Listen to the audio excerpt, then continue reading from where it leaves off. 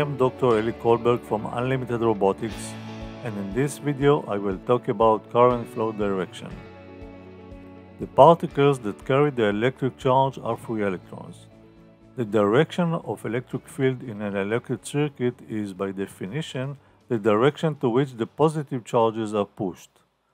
It means that the negative charge electrons move in the opposite direction than the one of the electric field. Next figure presents the customary direction of electrons flow and the actual direction of electrons flow, which is in the opposite direction. The actual electron flows from the negative terminal of the battery to the positive terminal of the battery. And the customary direction of electrons flow is from the positive terminal of the battery to the negative terminal of the battery.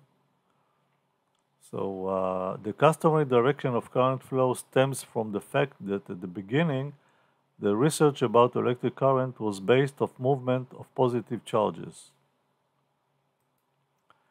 It means that early convention about the direction of electric current determined as the direction of positive charges movement. This convention is common up to these days. It means that the current direction will be from the positive terminal of the battery through the circuit back to the negative terminal of the battery, as can be seen in the figure. Thank you very much for being with me in this video. Hope to see you in the next one. Bye bye.